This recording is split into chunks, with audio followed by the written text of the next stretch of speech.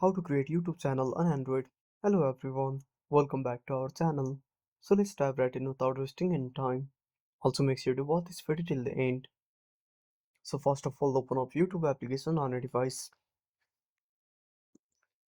Then tap on profile at the bottom right corner. Now simply sign in into your account. Now on the profile page, simply tap on create a channel under your profile name. Now tap on the camera icon to upload the channel profile picture. Now select gallery. Then select the photo. Now once you upload the profile picture, simply go back. Then tap on name. Now enter the channel name and tap on save at the top right corner. Now tap on create channel. Now once you create a channel, simply tap on profile at the bottom right corner.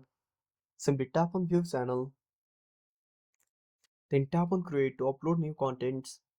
And that's it. Thanks for watching. Make sure to subscribe our channel and hit the bell icon. See you in the next video.